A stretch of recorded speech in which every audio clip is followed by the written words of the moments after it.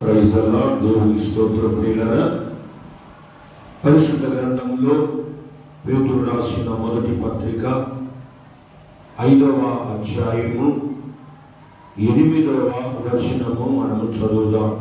పేతురు రాసిన మొదటి పత్రిక 5వ అధ్యాయము 8వ వచనాన్ని మనం చదువుకుందాం.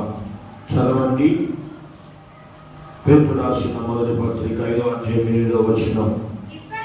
నిబ్బరమైన బుద్ధి గలవారై, చూడండి, నిబ్బరమైన బుద్ధి గలవారై మెలకువగా ఉండండి.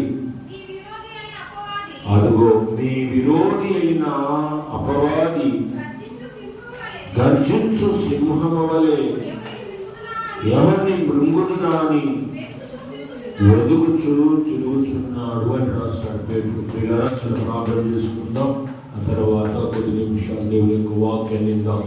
ప్రేమ కలిగిన, దయగలిగిన, కృప కలిగిన మా ప్రియ పరలోకపు తండ్రి, మీ బంగారు పాదములకు వందనాలు, స్తుతి, స్తోత్రాలు చెల్లిస్తున్నా. ప్రభా, మీరు వచ్చిన బిడ్డను బట్టి నీకు స్తోత్రాలు చెల్లిస్తున్నాను. అయినా మీ బిడ్డలో కొంతమంది రాలేకపోతున్నారు. వాళ్ళకి నీ భయం పుట్టించినైనా, వాళ్ళలో నీకు నీ పట్ల ఒక ఆశ కలిగించినైనా, దేవుని ప్రేమించే బిడ్డలుగా, దేవుని కొరకు పరిగెత్తే బిడ్డలుగా ఉండడానికి కృప ఇచ్చేమైనా నీకు వందనాలు, స్తుతి, స్తోత్రాలు చెల్లిస్తున్నా. కాబట్టి ఎంతో పెద్దల కాడ, ఈ దినమైతే ఎంతో పెద్దల కాడ బిడ్డలు వచ్చి ఉన్నారు. కొంతమంది బిడ్డలు వచ్చారు. ప్రభా, వాళ్ళకున్న ఆసక్తిని బట్టి వందనాలు. ఆ ఆసక్తి వాళ్ళ జీవిత కాలం అంతయు నిలబడ్డకు మీరు కృప ఇచ్చేయమని వేడుకున్నా. వా పరిశుద్ధుడా, ఎవరు ఎలా ఉన్నారో నీకు తెలుసు, ఎవరు ఏ స్థితిలో ఉన్నారో నీకు తెలుసు. ఆయన అన్నీ ఎరిగిన దేవుడో ప్రభా, ఒకటే ప్రభా, ఎవరైతే నీ కోసం పరిగెత్తుతారో వాళ్ళు ఖచ్చితంగా ఆశీర్వాదం ఉన్నది. ఇది నగ్న సత్యం. ఈ సత్యాన్ని బిడ్డలు గ్రహించుకొని ఇకనైనా మేలుకొని జాగ్రత్తగా బ్రతుకుటకు మీరు కృప ఇచ్చేయమని, ఇది నా వాక్యం ద్వారా మీరు మాతో మాట్లాడి మమ్మల్ని బలపరి సహాయం దయచేయమని చిన్న ప్రార్థన సమకంలో చేర్చుకున్నాం. యేసుక్రీస్తు నామములో అడిగి వేడుకుంటున్నాం తండ్రి, ఆమేన్. ప్రియులారా, ప్రియమైన దేవుని బిడ్డలారా, వాక్యంలో మనము గమనించినట్లయితే, ప్రియులారా, ఈ లోకంలో మనకి 4 శత్రువులు ఉన్నారండి. 4 శత్రువులు ఉన్నారు ఈ లోకంలో. ఎవరయ్యా 4 శత్రువులు అని మనం వాక్యానుసారంగా చూస్తే, వాక్యానుసారంగా గమనిస్తే, ఎవరు ఆ 4 శత్రువులు? నీకు కానీ, నాకు కానీ, దేవుడు నమ్ముకున్న బిడలకు కానీ 4 శత్రువులు. ఎన్ని? 4 ఉన్నారు. కొన్నిసార్లు అంటాం మనం, మా పక్కింటోడే మా శత్రువు అని అంటారు. లేదా కొన్నిసార్లు మా ఎదురుంటోడే మా శత్రువు అని అంటారు కదా. కొన్నిసార్లు మా ఇంట్లో వెళ్ళే మా శత్రువులు అని అంటారు. కొన్నిసార్లు మా బంధువులే మా శత్రువులు అని అంటారు. అయ్యేమో నాకు తెలియదు. అయ్యేమో ఉండొచ్చు, ఏమండి, ఉండకపోవచ్చు, అయినా చెప్పలేదు. కానీ నేను చెప్పే ఈ 4 మాత్రం ఖచ్చితంగా ఉంటారు. ఈ 4 శత్రువులు ఉంటారు. ప్రతి వాడి జీవితంలో ఈ 4 ఉంటారు. ఎవరయ్యా ఈ 4 అంటే, ఒకడు సాతాను. వాడికి చాలా పేర్లు ఉన్నాయి. సాతానని, అపవాదని, శోధకుడని, మోసగాడని, అబద్ధికుడని, ఇలాగ ఎన్నో పేర్లు చెప్పచ్చు వాడికి. కాబట్టి ఈ అపవాదనేవుడు మనకి మొదట బద్ధ శత్రువు. వాడు చేసే పనేదో చెప్తారు. 2వ శత్రువు ఎవరయ్యా అంటే లోకం. ఈ లోకం కూడా మనకు శత్రువే. అది ఎలా అని చెప్తాను, నీకు వివరణిస్తాను. 3వది ఇలా ఈ శరీరం కూడా మనకు శత్రువే. 3వది ఈ శరీరం కూడా మనకు శత్రువే. ఎట్లా మన శరీరం మనకి ఎట్లా శత్రువు అయింది?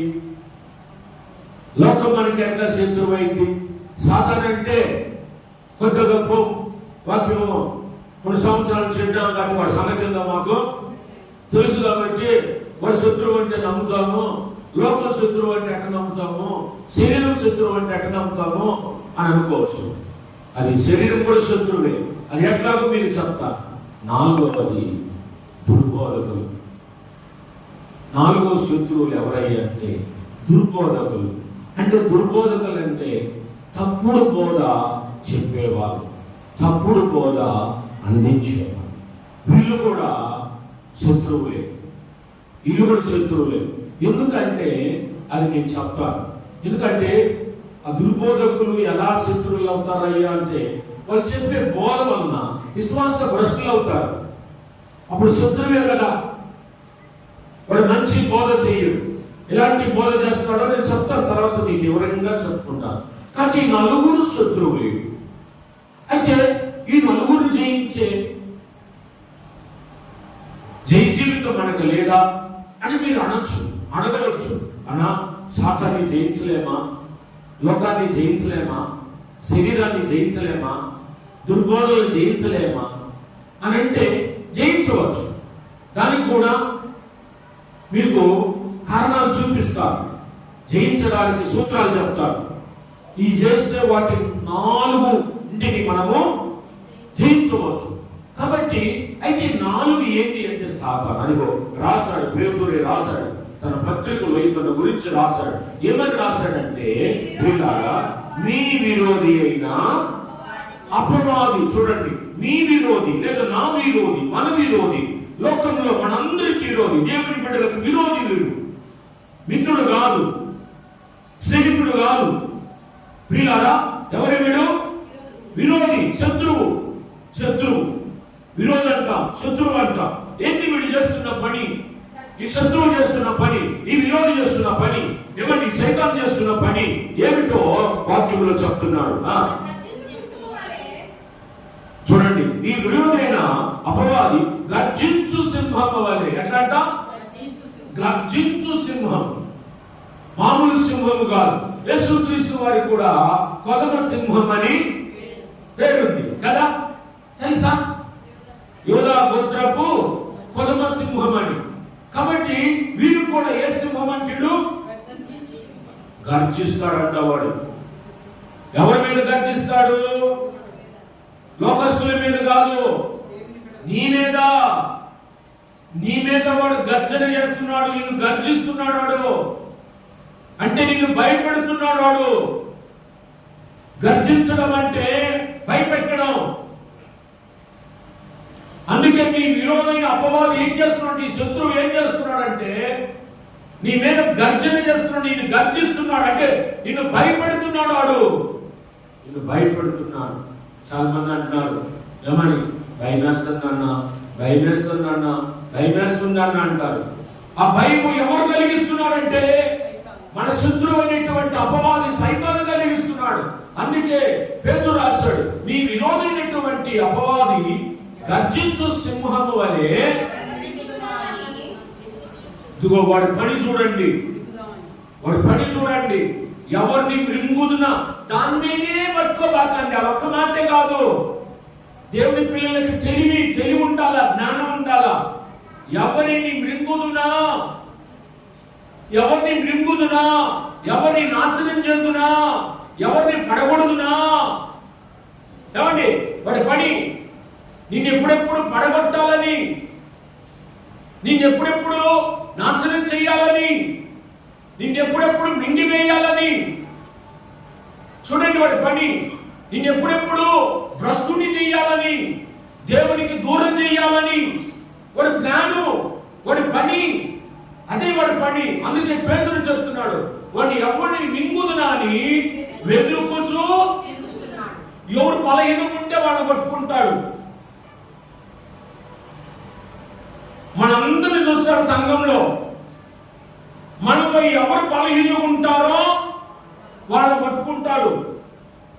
బలవంతుల్ని పట్టుకోలేడు. బలవంతుల్ని బలవంతులు జోలికి వచ్చినా వాళ్ళు జయించగలుగుతారు. అందుకే వాడి పని ఏంటంటే వెలుగుచున్నాడు. ఎందుకు వెలుగుచున్నాడు?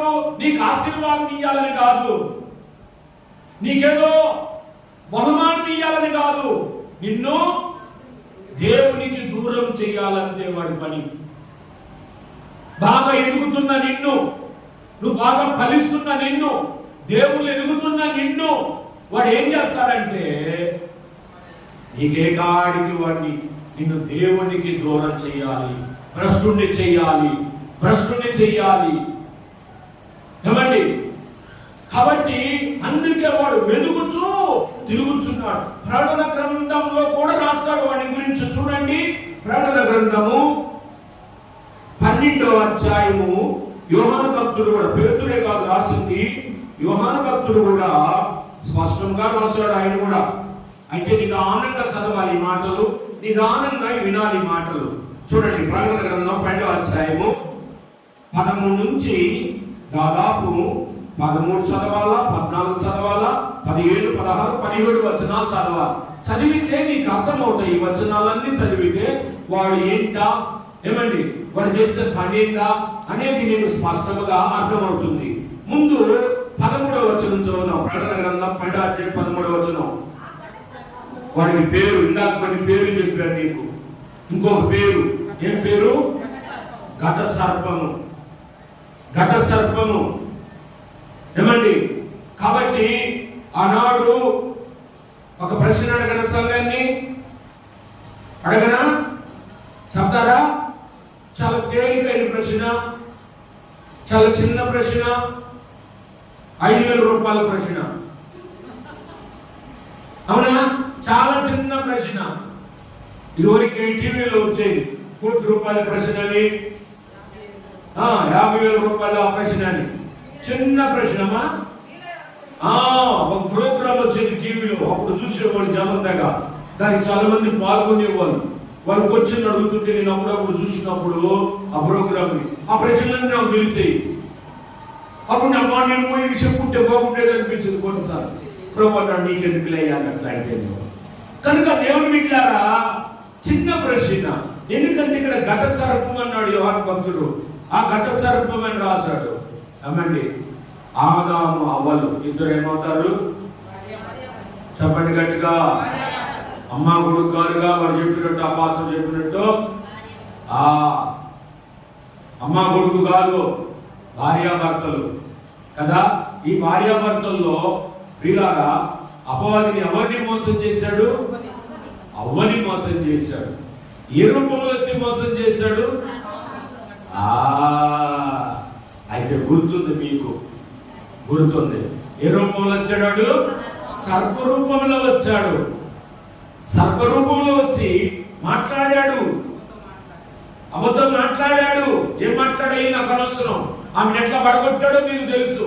ఏ రీతిగా పడగొట్టాడో, పాపంలోకి ఏ రీతిగా నడిపించాడో, ఏమండి, దేవుని ఆజ్ఞను ఏ రీతిగా మీరేటట్టు చేశాడో మీరు ఆది కాండంలో చూడగలుగుతారు. కాబట్టి ఆ మహాఘట సర్పము, ఆ ఘట సర్పము తాను భూమి మీద పడద్రోయబడి ఉండుట చూశాడు. ఏమంటే తాను భూమి మీద పడద్రోయబడ్డ ఉండుట చూసి ఆ మగ శిశువును కనిన స్త్రీని హింసించెను. ఏం చేశారంటాడు? ఎవరిని? ఆ మగ శిశువును కనిన స్త్రీని హింసించెను. కాబట్టి స్త్రీ అంటే ఇక్కడ సంఘం అని అర్థం. సంఘాన్ని ఏం చేశాడు? అది వాడి పని. సంఘాన్ని నాశనం చెయ్యాలా, సంఘాన్ని భ్రష్టు పెట్టించాలా, సంఘాన్ని లేకుండా చెయ్యాలా, అది వాడి పని. సంఘాన్ని హింసిస్తున్నాడు వాడు. సంఘాన్ని ఏమండి ఏదైతే మీ సంఘం లేకుండా చెయ్యాలా, ఈ కుటుంబాన్ని పతనం చెయ్యాలా, ఈ సంఘాన్ని పతనం చెయ్యాలా, అది వాడి పని. ఏం పనియా కవిలో? ఏం పని వాడి పని? సంఘమును కుటుంబములు, సంఘమైన కుటుంబమైన నువ్వైనా నిన్ను హింసించడమే వాడి పని. నిన్ను హింసించడమే చూడు వాడి పని. అందుకే మెలకువగా ఉండమని పేతురు చెప్పాడు. వీడి విషయంలో మీరు ఎట్లుండాలా? మీకు ఒక ఆలోచన రావాలి, ఒక గ్రహింపు రావాలి, ఒక తెలివి రావాలి. అయ్యా, నేను దేవుని సన్నిధికి ఎట్లా వస్తున్నానంటే ఇది నా పని కాదు, ఇది సైతాను పనిది. ఈ రీతిగా దేవుని సన్నిధికి వచ్చే విషయంలో నేను అలక్ష్యం చేస్తున్నానంటే ఇది సైతాను పని. వాడు నన్ను ఈ రీతిగా చేస్తున్నాడు అనేది నువ్వు గ్రహించుకోవాలి. దేవుని బిడ్డ ఎన్నిసార్లు చెప్పినా లోబడకపోతే దానికి పరిణామం నేను కాదు, నీవే. ఆ పరిణామం నీవే చూస్తావు కన్నులారా. ఆ నష్టాన్ని మనం కన్నులారా చూస్తాం. అయ్యో, ఈ నష్టం ఎందుకు వచ్చింది, దేనికి వచ్చింది? నా నిర్లక్ష్యం వల్లే కదా, అపవాది నన్ను ఇట్లా చేశాడు అని. అప్పుడు అపవాది మీద పడి మనం బాధపడుతుంటాం, దుఃఖపడుతుంటాం. అందుకే పేతురు చెప్పాడు, వెళ్ళిపోకుండండి, వాడు మిమ్మల్ని నాశనం చేయాలని చూస్తున్నాడు, మిమ్మల్ని కాడికి ఏమండి బాధ పెట్టాలని చూస్తాడు. ఇదిగో ఆ ఘట సర్పం ఏం చేస్తాడంటే ఆ కనిన మగ శిశువును సంఘమును ఏం చేస్తుంది? చూడండి, రెండవది చెప్తున్నాడు తర్వాత, అందువలన ఆమె అదిగో అందువలన అంటే ఆ సంఘం అరణ్యంలో ఉన్న తన చోటుకి ఎగురునట్లు ఆ సంఘానికి ఇయ్యబడింది. ఓకే, అచ్చట ఆ సర్పము ముఖమును చూడకుండా ఆమె ఒక కాలము, కాలములు, అర్ధకాలములు పోషించబడును. కావున స్త్రీ ప్రవాహమునకు కొట్టుకొని పోవలనని ఆ సర్పము తన నోట నుండి అదిగో నీళ్లు నది ప్రవాహముగా, అదిగో ఆమె వెనుక వాడు చేసిన పని చూడండి, ఆమె వెనుక వెళ్ళవెక్కెను గాని అదిగో భూమి ఆ స్త్రీకి సహకారి అయి తన నోరు తెరిచి ఆ ఘట సర్పము తన నోట నుండి కక్కిన ప్రవాహమును, అది చూడండి, దేవుడు ఏ రీతిగా తన బిడ్డలకి సహాయం చేస్తున్నాడో చూడండి. అందుకే వీటిని జయించే 4 సూత్రాలు కూడా మీకు చెప్తాను తర్వాత. కాబట్టి అపవాది ఏ కాడికి మనల్ని హింసించాలని, మళ్ళీ మృంగాలని, బాధ పెట్టాలని చూస్తూ ఉంటాడు. యోబును కూడా ఏం చేయాలనుకున్నాడు? భూమి మీద చేయాలనుకున్నాడు ప్లాన్. వీడు మన మీద నెపాలు కూడా పెడతాడు, నేరాలు మోపుతాడు. యోబు మీద మోపబడిన నేరం ఏంటి? అసలు నాకు వండరి విషయం ఏంటంటే, యోబు గ్రంథంలోకి రండి, మీరు ఒక మాట చూద్దాం ఒకసారి రండి. అసలు ఆశ్చర్యమైన విషయం ఇది, చాలా ఆశ్చర్యంగా ఉంటుంది అన్నమాట, చాలా ఆశ్చర్యంగా ఉంటుంది. బాగా చదువుతుంటే ఔరా అనిపించింది అన్నమాట, ఆహా అనిపించింది, ఆశ్చర్యం అనిపించింది. ప్రియ దేవుని బిడ్డ, చాలా ఆశ్చర్యం అనిపించింది.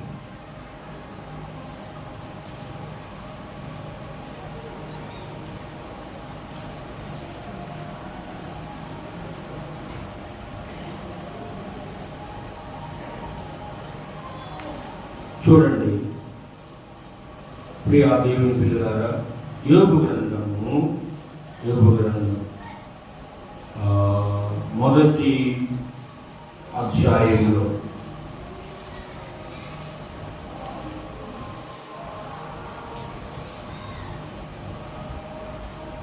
ఒక నిమిషం మంచి మాట జరిగి, చాలా ఆశ్చర్యకరమైన మాట ప్రియులారా, చాలా ఆశ్చర్యకరమైన మాట, అద్భుతమైన మాట ప్రియులారా. ఎదుగో ఎక్కడంటే ఆ 2వ అధ్యాయంలోకి రండి, 2వ అధ్యాయంలోకి రండి, 2వ అధ్యాయంలో చాలా అసలు ఆశ్చర్యం వేసింది, వండర్ వేసింది. 3వ వచనం చూడండి. అందుకు యెహోవా, నీవు నా సేవకుడైన యోబు సంగతి ఆలోచించుటవా? అతడు యథార్థవంతుడును న్యాయవంతుడని దేవుని యందు భయభక్తులు కలిగి చెడుతనము విసర్జించిన వాడు భూమి మీద. బాబు అర్థమైందా మీకు? ఎవరు చెప్తున్నారు? ప్రభు చెప్తున్నాడు, దేవుడు చెప్తున్నాడు. ఎవరిని గురించి? ఎవరిని సాక్ష్యం చెప్తున్నాడు? దేవుడి సాక్ష్యం ఇది. నీ సాక్ష్యం కాదు, నా సాక్ష్యం కాదు. బాగేనండి, మంచిగా అయినండి మాటలు. కొద్ది నిమిషాలు జాగ్రత్తగా, కొద్ది నిమిషాలే. నీ సాక్ష్యం కాదు, నా సాక్ష్యం కాదు, దేవుడి సాక్ష్యం. యోబు గురించి దేవుడు సాక్ష్యం ఇస్తున్నాడు. యోబు అనే భక్తుడి గురించి ఏమని చెప్తున్నాడు? యోబుని గురించి చెప్పండి గట్టిగా, మీరే చెప్పండి సంగతి.